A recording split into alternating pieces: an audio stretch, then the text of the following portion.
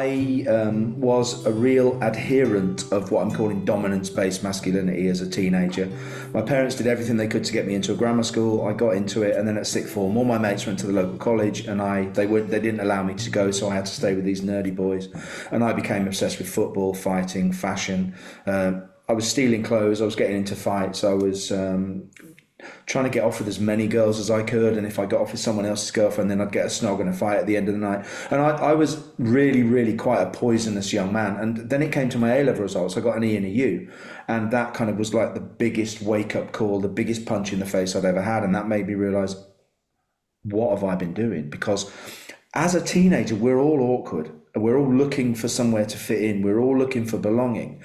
And without the kind of manosphere wrapping around me and all the kind of other influences, because the internet didn't even exist when I was at school in 1979 to 85, there's a whole load of stuff that we're trying to cope with as young men. I think we're trying to peacock to other men. We're trying to be whatever version of masculinity we think there is out there that we should fall into. My dad was a copper, so I had a really good role model, and I just rebelled against absolutely everything. So part of what's happening now isn't anything unusual from what we've had before, but what has been weaponized is this kind of, all of the aspirational misogynists like Andrew Tate, like Jordan Peterson, like all the blokes that shout into microphones for a living, they have kind of weaponized this awkwardness and said that it's basically because the 80-20 rule, because women only want high value men, all women are gold diggers, all women lie and cheat, all women lie about false accusations.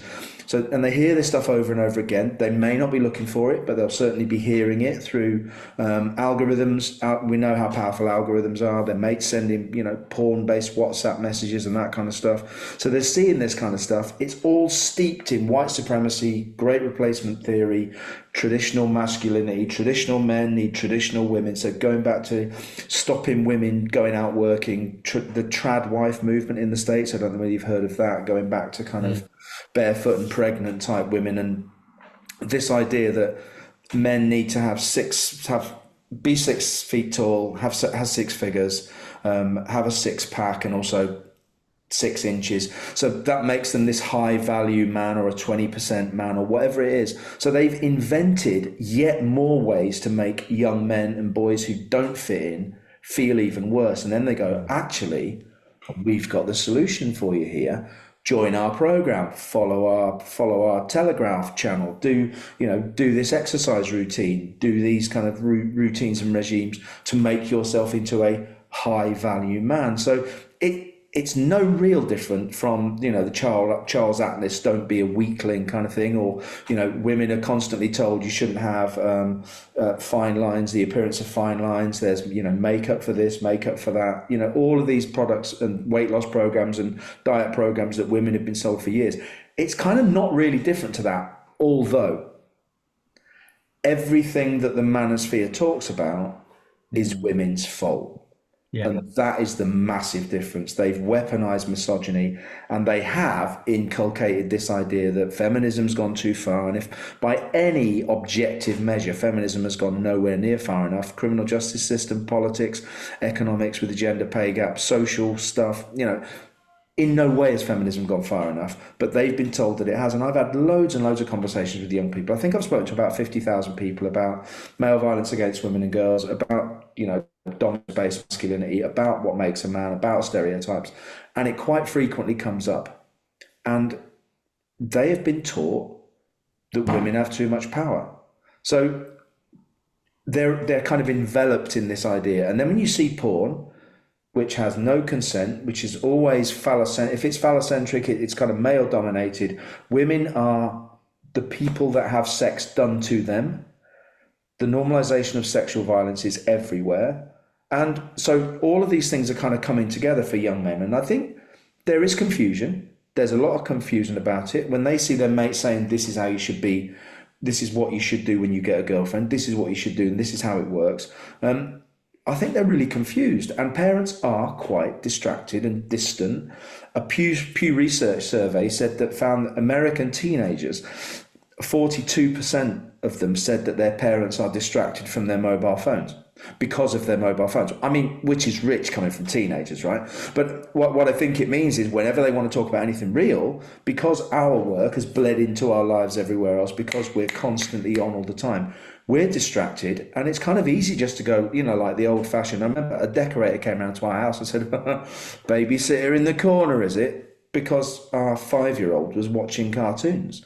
That kind of judgment is continuing. So this kind of idea of, oh well, but it's easy, and teens are volatile and all their friends are doing it, so let's let them do it. So there's loads of layers to it, but I think underpinning most of it is the conflation of this idea of women should be managed by men. You need to get her passwords, you need to control what she does, you need to control what she wears, you can't trust your mates with them, you have to find out where women are, and all of the stuff around porn that kind of makes them think that women are a vehicle for sexual pleasure and not much else. So there's a load of problems coming together with this, and that's been shown in loads of surveys. Recently, the Youth Endowment Fund came out with a survey which is young people, children, vulnerability and violence, which looked at the increase in coercive control amongst young people and how they're using technology to track one another, to threaten to or actually share nudes with other people, controlling their whereabouts, looking through their messages. And I'm sure Sue will be able to talk a little bit more about this, about the way that kind of technology is being weaponized by young people and how parents don't really know what they're doing, what young people are doing. And I mean, going back, I often say that male violence against women and girls is a men's issue that becomes a woman's problem. Yeah. And that's how it manifests. It manifests as a woman's problem, although it's a men's issue. And male violence generally affects all of us. So I would say when I talk to mixed groups, I talk about stereotypes and how harmful they are. I then talk about the impact of feminism that we're nowhere near it yet. And I also then talk about coercive control and how to recognise it. So almost kind of arming young women to understand what controlling and coercive behaviour and violent behaviour might look like. So that kind of educational piece. And when I'm working with boys, I talk to them about coercive control.